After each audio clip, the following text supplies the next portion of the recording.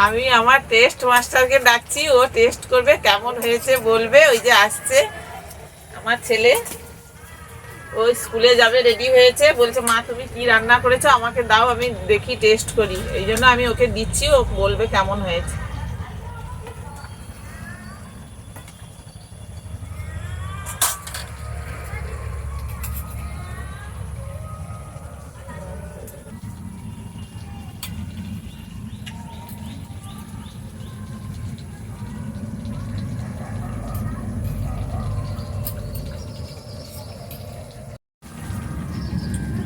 খুব ভালো হয়েছে বন্ধুরা। বন্ধুরা আজকে আমি এই সোয়াবিনটা একটু রান্না করব একটু অন্যরকম ভাবে। আপনারা তো অনেকেই অনেক রকম ভাবে রান্না করে খেয়েছেন, কিন্তু এটাকে আমি একটু অন্যরকম ভাবেই করছি। এই যে সোয়াবিন নিয়েছি, আর সোয়াবিনগুলোকে আমি গরম জলে সেদ্ধ করে নিয়েছি। আর এখানে নিয়েছি তার জন্য উপকরণ নিয়েছি, আলুও সেদ্ধ করে নিয়েছি, আর নিয়েছি ডাব। ডাবের শাঁসটা তুলে আমি ছোট ছোট টুকরো করে নিয়েছি, ডাবের জলটা নিয়েছি, আর টমেটো বাটা নিয়েছি, কাঁচা লঙ্কা বাটা, পেঁয়াজ বাটা, আর পোস্ত বাটা, আর এখানে নিয়েছি টক দই, আদা বাটা, আর গরম মশলার জন্য জিরে, আর দুটো এলাচ, আর দারুচিনি নিয়েছি, চিনি, নুন, আর তেল নিয়েছি। কড়াইয়ের মধ্যে আমি তেল দিয়ে দিচ্ছি।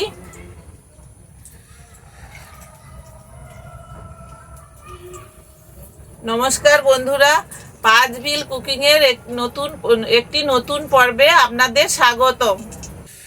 আজকে সোয়াবিনের একটা নতুন রেসিপি এই পর্বে আপনাদের করে দেখাচ্ছি। আপনারা দেখতে থাকুন ও সঙ্গে থাকুন। আমি সোয়াবিনটা আগে ভেজে নেব কড়াইয়ের মধ্যে দিয়ে। সোয়াবিনের আমি জল নিগড়িয়ে নিয়ে তারপরে কড়াইয়ের মধ্যে দিচ্ছি।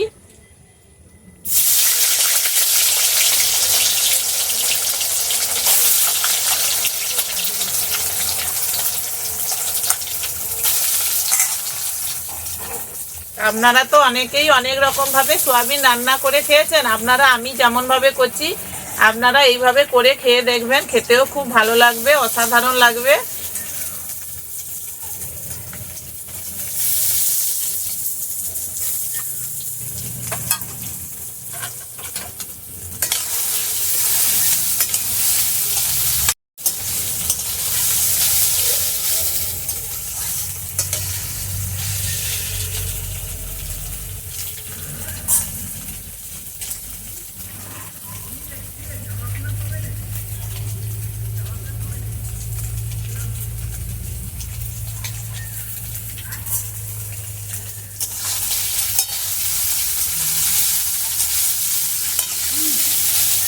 বন্ধুরা আমাদের চ্যানেলের প্রতিদিনের রান্নাবান্না যদি আপনাদের ভালো লেগে থাকে, আপনারা লাইক, শেয়ার ও সাবস্ক্রাইব করবেন।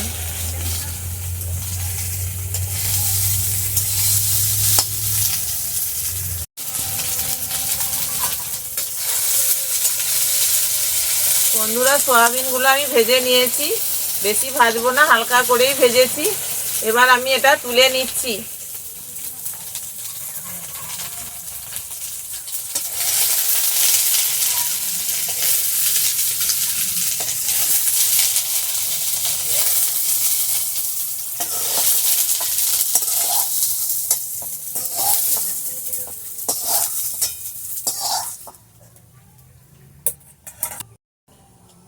কড়াইয়ের মধ্যে একটু তেল দিয়ে দিচ্ছি।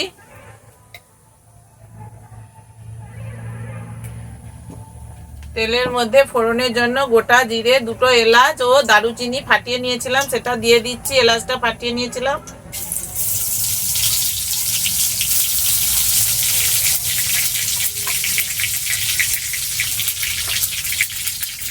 পেঁয়াজটা বেটে রেখেছিলাম সেটা দিয়ে দিচ্ছি।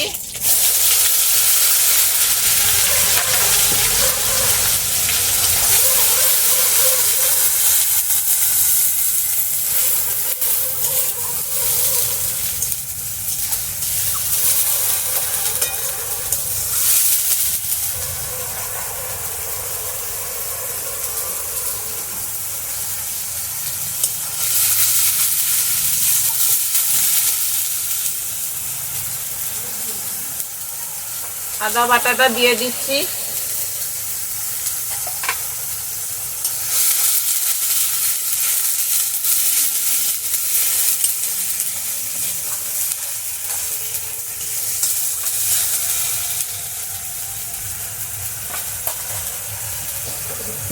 কাঁচা লঙ্কা বাটাটা দিয়ে দিচ্ছি আমি।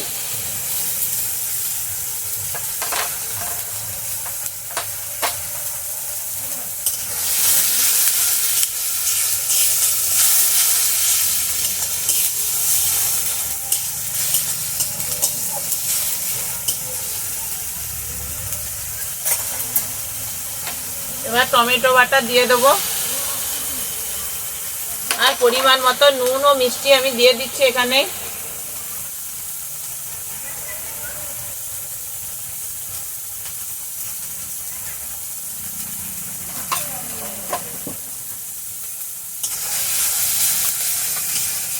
তরকারিতে আমি কিন্তু হলুদ দেব না।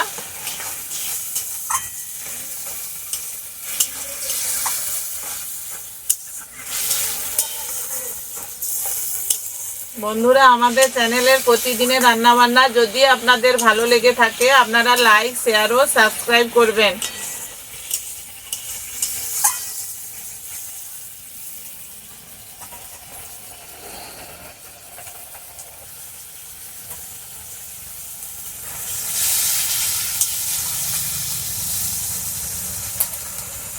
এর মধ্যে আমি পোস্ত বাটাটা দিয়ে দিচ্ছি।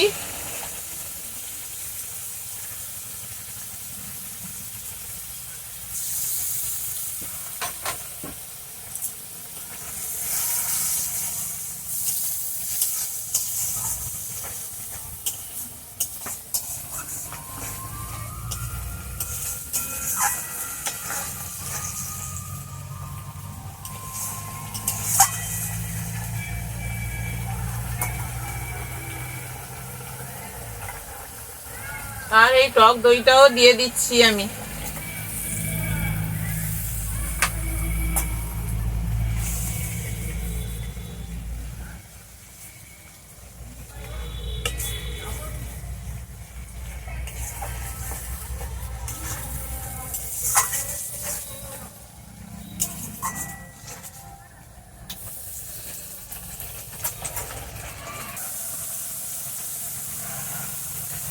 মশলা থেকে এবার তেল ছেড়ে দিয়েছে বন্ধুরা।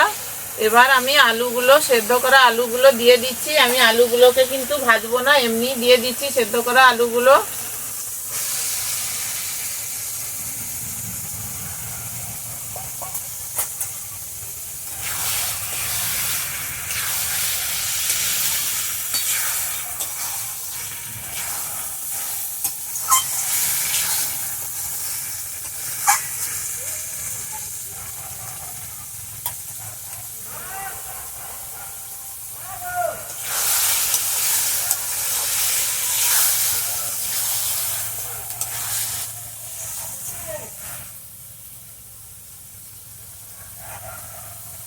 এবার আমি ডাবটা দিয়ে দিচ্ছি। ডাবের শাঁসটা এই যে ছোট ছোট করে কেটে রেখেছিলাম, সেটা দিয়ে দিচ্ছি।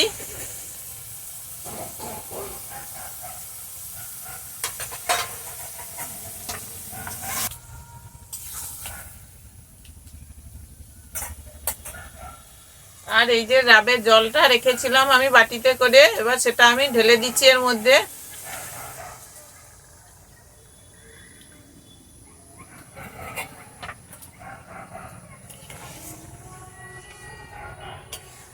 বন্ধুরা, এই ঝোলটা আমার ফুটে গেছে অনেকক্ষণ।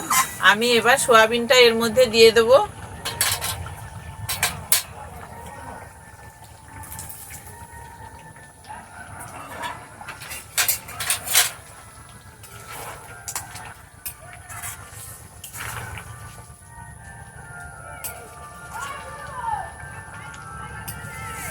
এইরকম সয়াবিন আপনারাও রান্না করে খাবেন, দেখবেন খেতে খুব অসাধারণ লাগবে।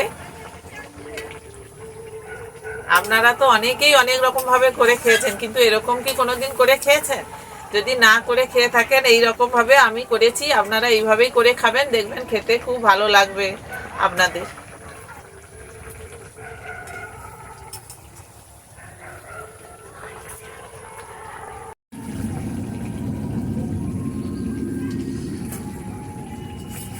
বন্ধুরা আমার এই রান্নাটা হয়ে গেছে, এই যে ডাব সয়াবিন আমার রান্না হয়ে গেছে। বন্ধুরা আমার চ্যানেলের প্রতিদিনের রান্না বান্না যদি আপনাদের ভালো লেগে থাকে আপনারা লাইক শেয়ার ও সাবস্ক্রাইব করবেন, এবং আপনাদের একটা লাইক ও সাবস্ক্রাইব আমাকে আরও নতুনত্ব রান্না ভাবতে সাহায্য করবে, এবং আমি নতুনত্ব রান্না যাতে আপনাদের সামনে তুলে ধরতে পারি সেটাও সাহায্য করবে।